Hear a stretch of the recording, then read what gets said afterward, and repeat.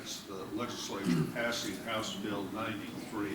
So anyway, the floor is all yours, Luke, and it's always good to see you.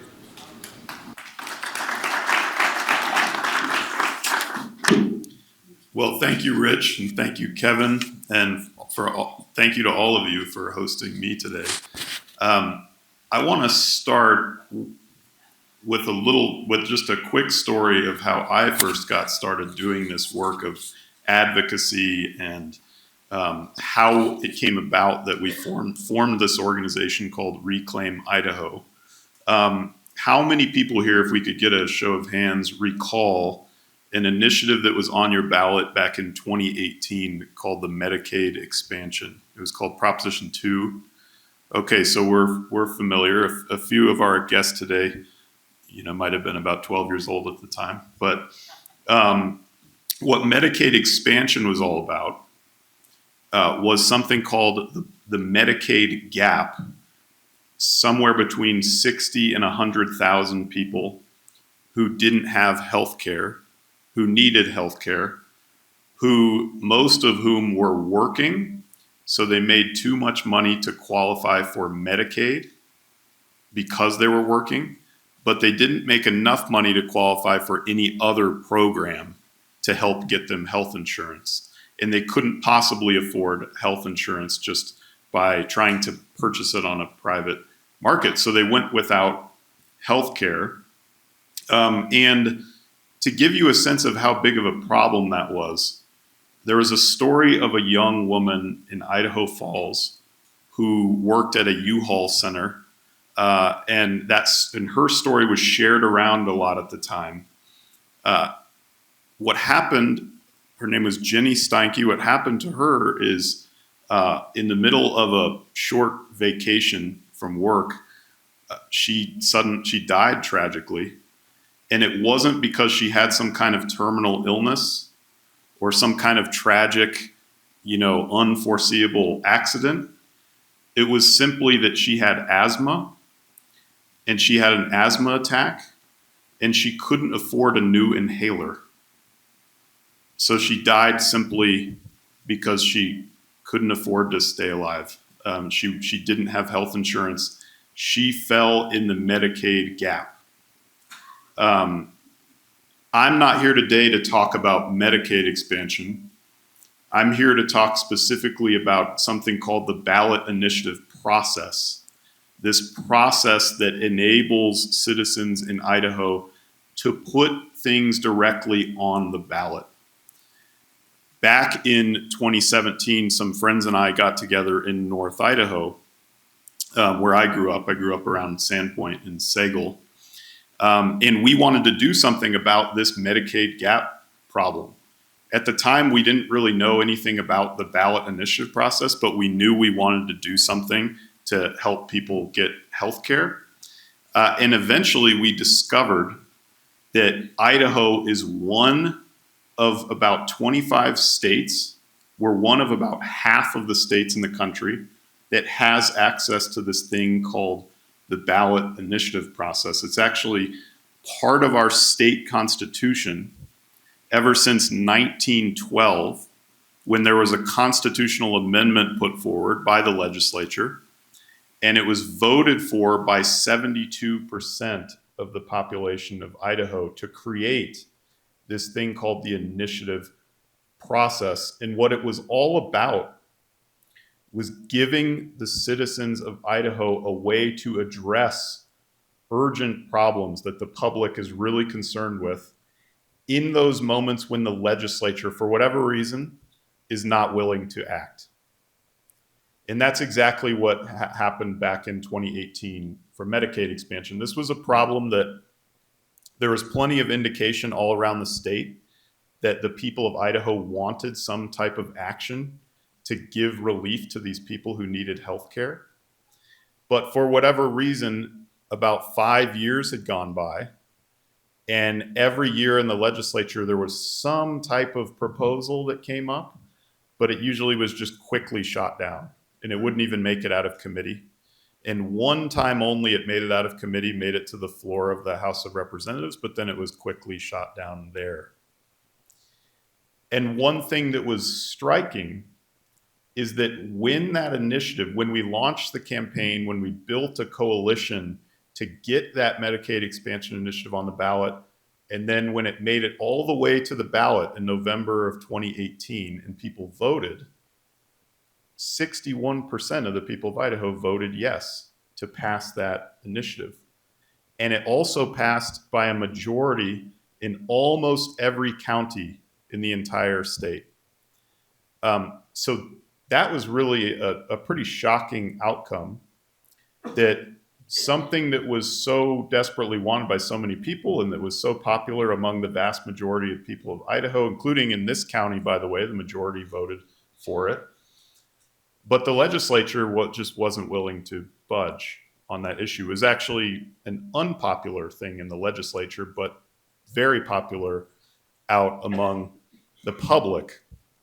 Well, I would argue that wouldn't have been a surprise to the people way back in 1912 who created the initiative process, because that's exactly what the initiative process is for. It's for those moments when there's an issue of broad public concern that brings people together across party lines, but where the legislature, for one reason or another, isn't willing to act. And of course, sometimes, as Rich mentioned, last year, we had an initiative that didn't pass, and that it turned out there wasn't a majority that wanted Proposition 1, the election reform initiative, to happen. But that's okay too. That's part of the process. That ballot initiative process, as much as it broke my heart that it didn't pass, it turns out the majority wasn't on my side. And the initiative process gave the voters on the other side of the issue the power to vote no. That's the history of the process, which I'll come back to again in a moment.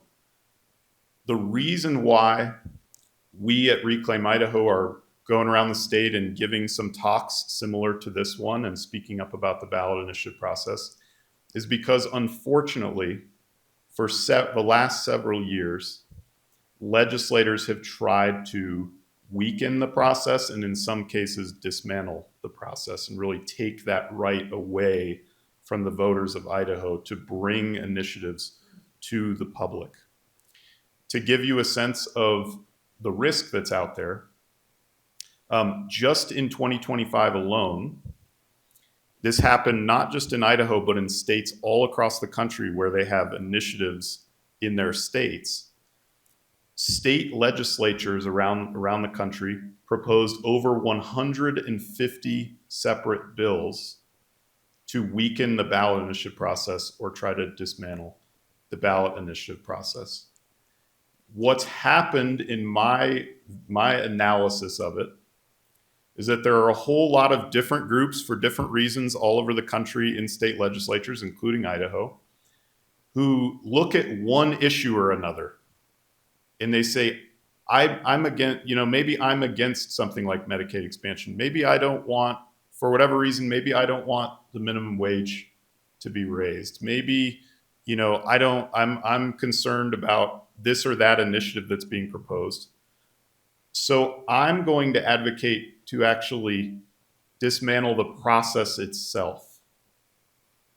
Here in Idaho, just in 2025, in the most previous legislative session, there were 3 major bills. One of them tried to basically block initiatives from making it on the ballot in the future by requiring that citizens not just get a really large number of signatures from 18 different districts, which is what's required now, about half of the districts in the state. Instead, they would require that a large number of signatures be collected from every single district, all 35 districts. And you might be thinking, what's the harm in that? Isn't that good to kind of require every district to participate? Well, that same proposal was passed in 2021. You should know that 35 district proposal. The Idaho Supreme Court, let me back up a moment. Our organization, ReClaim Idaho, then filed a lawsuit in the Idaho Supreme Court. The Idaho Supreme Court struck down that law that required 35 districts, and they did it unanimously, and they actually called it a form of tyranny. And you might be wondering, what tyranny? That seems like heated language. Here's what they said. If you require all 35 districts, you give one district the power to overrule the other 34. So think about that for a minute. You could have an initiative, I don't know, say something like that's hugely popular, like property tax relief. And you could have a huge amount of support in 34 different districts. But then a group that really doesn't want it to pass could put millions of dollars into convincing voters in just one district not to sign it. And it could be blocked from making it on the ballot just because one district doesn't want it. So this past year, they said what some of the legislators said was, okay, this 35 district rule, the Supreme Court struck it down. They said it was unconstitutional. They said it violated the Idaho Constitution. So we're going to change the Constitution itself. We're going to actually try to amend the Constitution itself. That was one of the bills they proposed. It did not make it through because of a combination of public outcry and what I viewed as some really good work by legislators of both parties to try to prevent that from getting through. I'll just say really quickly, two other bills. One would require initiatives to not just get a majority of the vote to go into law. They would have to get 60% of the vote to go into law. So this is a way that legislators are trying to block initiatives from succeeding if they make it, even if they do make it on the ballot. And to give you a sense of the risk there, Idaho has a long history of initiatives. About half of the popular initiatives that have passed in Idaho with bipartisan support, about half of those initiatives in Idaho history would not have cleared 60%, so they wouldn't have succeeded. So that's clearly a way to block a whole bunch of initiatives from making it through. A similar bill would have given the governor the power to veto any initiative. So that's simply giving power to one individual to override the will of hundreds of thousands of voters. So all three of these proposals came up in the 2025 legislative session just several months ago. All three of them failed.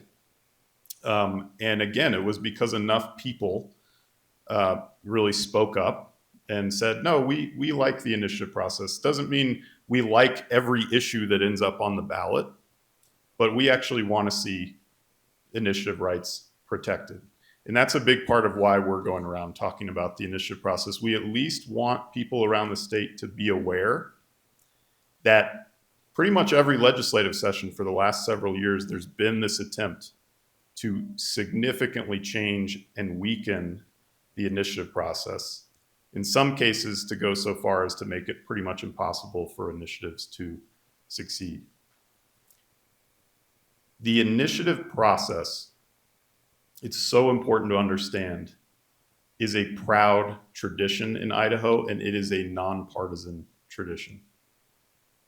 The very first initiative that ever passed, a lot of people don't know this, one of the very first initiatives, in 1938, the Department of Fish and Game was established by the initiative process.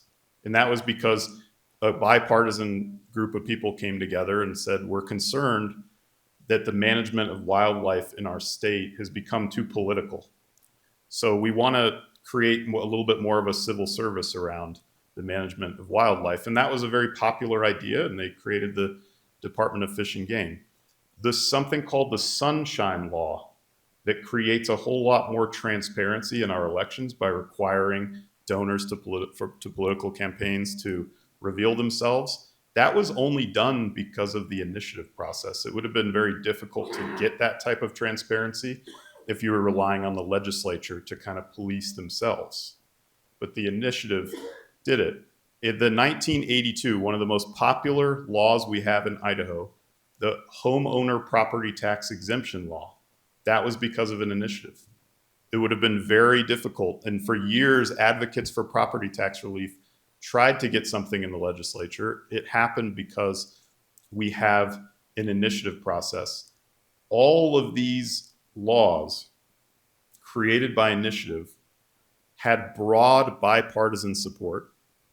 They were all proposed because there was a sense of public, urgency, that the public really wants something to happen, but for one reason or another, the legislature's not willing to act. I'll wrap up here in a moment, and if we have time, love to take any questions, and I will definitely speak to Rich's question about the lawsuit issue. But I do want to share what we found to be some very good news. About a month ago, we at ReClaim Idaho commissioned a public opinion poll, a statewide poll of Idahoans. And we asked them how they felt about the ballot initiative process. We found that 80% of Idahoans believe that it's extremely important that the initiative process be maintained and that we don't lose the process.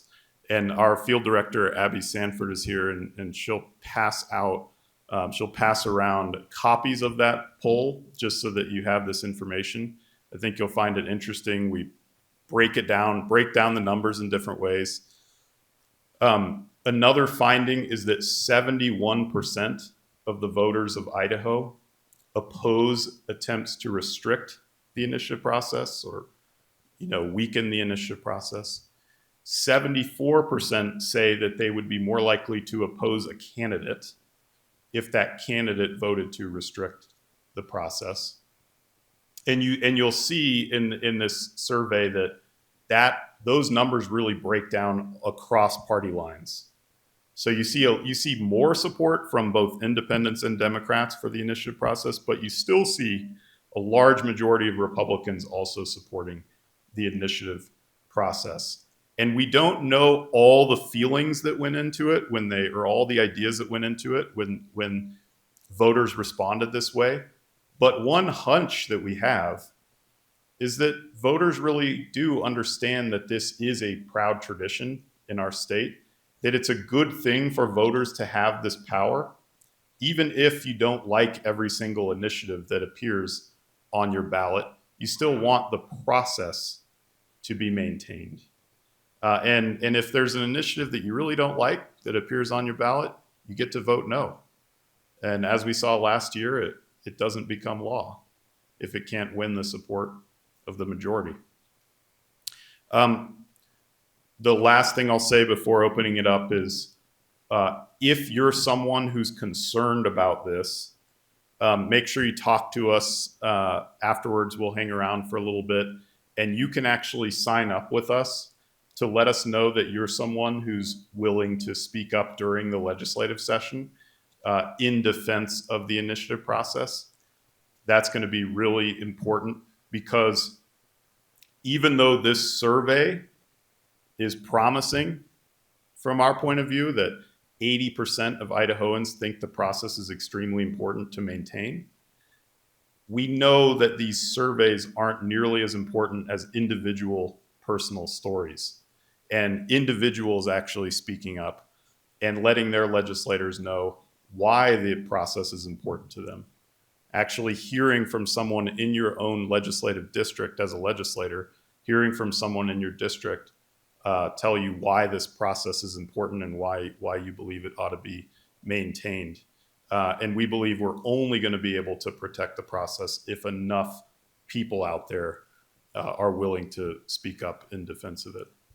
So I'll end with that and then open up to questions. And before I step down, I will speak to the lawsuit. Thank you, everyone. Thank you. Yep. So there's a new initiative going around for the grocery tax. That's right. Correct? Isn't it, well, is the group that's supporting that also the same group that was trying to amend the initiative process? Okay, so the question, just to repeat the question, there is an initiative going around to repeal the tax on groceries. And then is that group that's supporting it the same group that has in the past actually been against the initiative process? And I'll say some of the individuals involved, and I'm not going to get into any kind of personal antagonism here, but the chairwoman of the Republican Party, who's very supportive of this initiative, has in the past been a big critic of the initiative process. And there's been some interesting commentary from the chairwoman, recently in some columns and things saying, well, normally I'm against the process, but this time, this time it's a good thing because we need it for this specific issue. I believe, and I'm so glad you asked that question, because I believe that this whole episode around the grocery tax repeal really illustrates the value of the initiative process.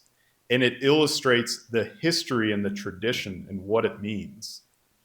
Because that is essentially what the process is about. It's not ideological. People proposing an initiative might come from the left, they might come from the right, the center, anywhere in between. It's simply a way for citizens of Idaho to try to band together and make something happen on an issue when the legislature has refused to act.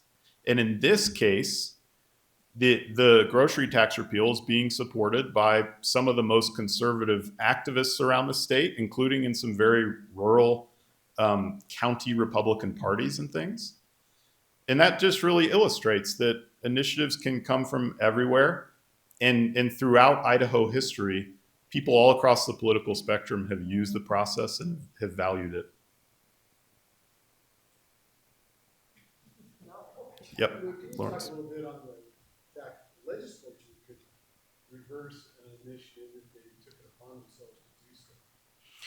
Yes, so in Idaho, it is the law that if an initiative passes, the legislature does have the power to turn around and repeal that initiative.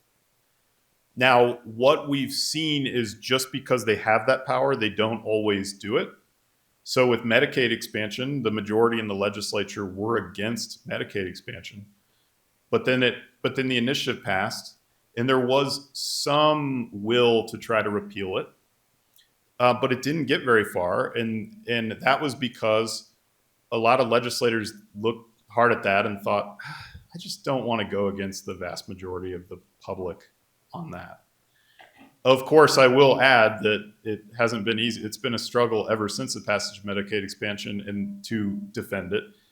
Pretty much every year, every other year, there's some type of bill trying to repeal it.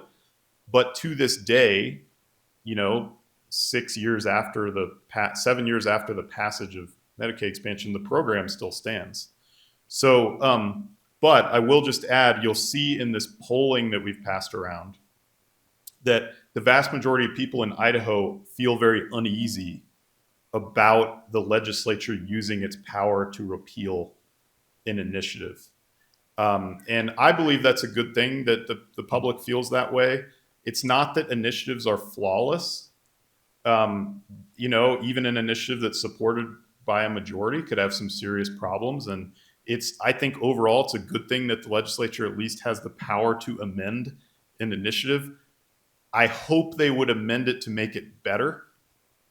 And they wouldn't just amend it or repeal it just because they disagree with the policy. But they would actually try to say, look, the majority of my fellow citizens really wanted action on this issue. So I'm going to respect that, but I'm also possibly going to consider amending it to make it even better. Because it's important to respect the will of the voters.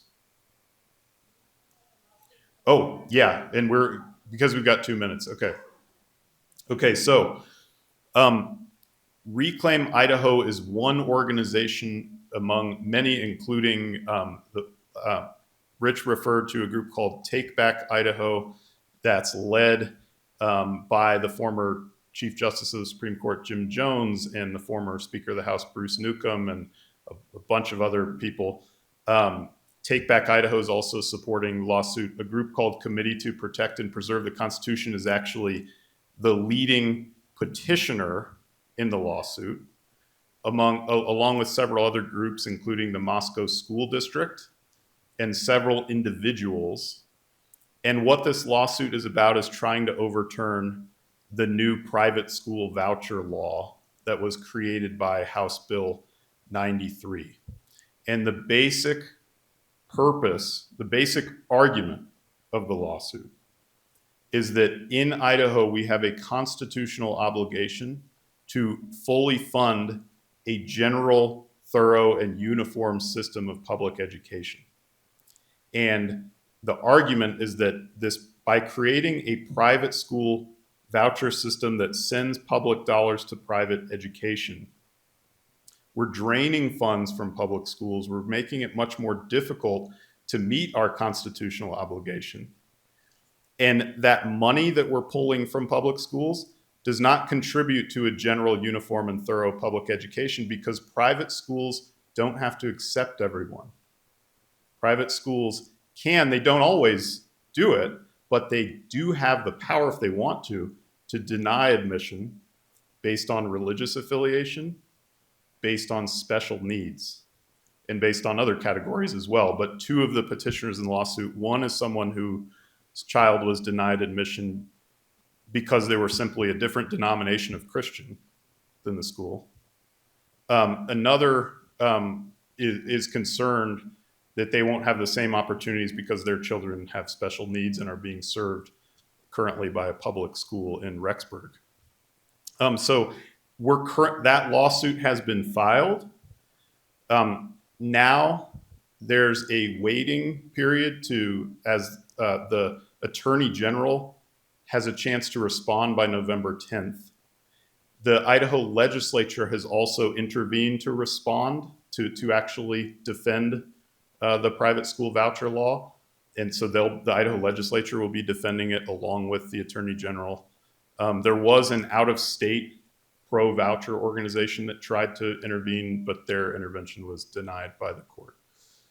So we're in a wait-and-see period. There has not been a hearing scheduled yet, but we think that a hearing may very well be scheduled sometime in November or December. Okay, thank you, everyone.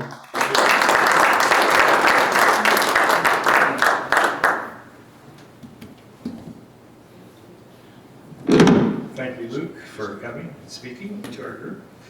And Luke will be at the Lamp House Theater tonight also, just in case you want to hear more. In honor of your presentation, we're going to donate $10 to the Habitat for Humanity, but we would like to give you something while you're on Zoom calls to... All right. Thank you to our student guests for coming to it, and our guest, Jill. It takes a while to get things to you, but we got it to you. It's normal, so anyway.